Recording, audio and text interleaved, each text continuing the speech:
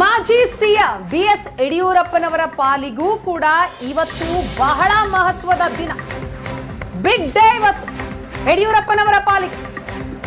ನಿರ್ಣಾಯಕ ಹಂತಕ್ಕೆ ಬಂದಿದೆ ಬಿಎಸ್ವೈ ವಿರುದ್ಧದ ಪೋಕ್ಸೋ ಕೇಸ್. ಈ ಪ್ರಕರಣವನ್ನ ರದ್ದು ಮಾಡಬೇಕು ಅಂತ ಕೋರಿ ಯಡಿಯೂರಪ್ಪ ಅರ್ಜಿಯನ್ನ ಹಾಕಿದ್ರು. ಪೋಕ್ಸೋ ಕೇಸ್ ಅರ್ಜಿ ವಿಚಾರಣೆ ನಡೆದಿದೆ. ವಾದ ಪ್ರತಿವಾದವನ್ನ ಆಲಿಸಿರುವಂತಹ ಕೋರ್ಟ್ ಇವತ್ತು ಮಹತ್ವದ ತೀರ್ಪನ್ನ ಕೊಡುತ್ತೆ. ಹಾಗಾದ್ರೆ ಪೋಕ್ಸೋ ಕೇಸ್ ರದ್ದು ಮಾಡುತ್ತಾ ಅಥವಾ ತನಿಖೆಗೆ ಅಸ್ತು ಎನ್ನತ್ತಾ?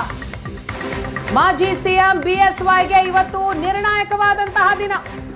ಧಾರವಾಡ ಹೈಕೋರ್ಟ್ ಪೀಠದಿಂದ ಇವತ್ತು ತೀರ್ಪು ಹೊರಬರುತ್ತೆ. ಬಿಎಸ್ವೈ ವಿರುದ್ಧ ಅಪ್ರಾಪ್ತ ಮೇಲೆ ಲೈಂಗಿಕ ದೌರ್ಜನ್ಯ ಆರೋಪಕ್ಕೆ ಸಂಬಂಧಪಟ್ಟಂತೆ ಯಡಿಯೂರಪ್ಪ ಅವರಿಗೆ ಈ ಪ್ರಕರಣದಲ್ಲಿ ರಿಲೀಫ್ ಸಿಗುತ್ತಾ ಅಥವಾ ಈ ಪ್ರಕರಣ ಅವರಿಗೆ ಉರುಳಾಗುತ್ತಾ? 2024 ಜೂನ್ ನಲ್ಲಿ ಬಿಎಸ್ ಯಡಿಯೂರಪ್ಪನ ವಿರುದ್ಧ ಈ ಪ್ರಕರಣಕ್ಕೆ ಸಂಬಂಧಪಟ್ಟಂತೆ ಎಫ್ಐಆರ್ ದಾಖಲಾಗುತ್ತೆ.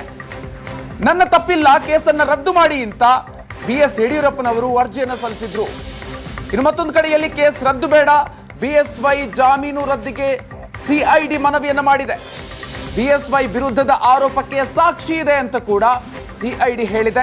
ಈಗಾಗಲೇ ಬಿಎಸ್ ಯಡಿಯೂರಪ್ಪನವರ ವಿರುದ್ಧ ಸಿಐಡಿ ಚಾರ್ಜ್ ಶೀಟ್ ಅನ್ನು ಕೂಡ ಸಲ್ಲಿಕೆ ಮಾಡಿದೆ. ವಾದ ಪ್ರತಿವಾದವನ್ನು ಆಲಿಸಿ ಆದೇಶವನ್ನು ಹೈಕೋರ್ಟ್ ಕಾಯ್ದಿರಿಸಿದೆ.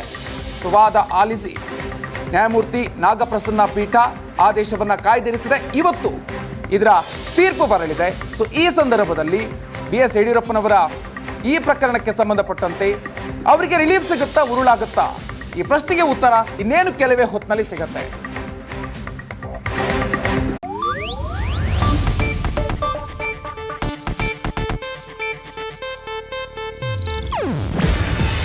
ಇದು ಏಷ್ಯಾನೆಟ್ ನ್ಯೂಸ್ ನೆಟ್ವರ್ಕ್ ಪ್ರಸ್ತುತಿ.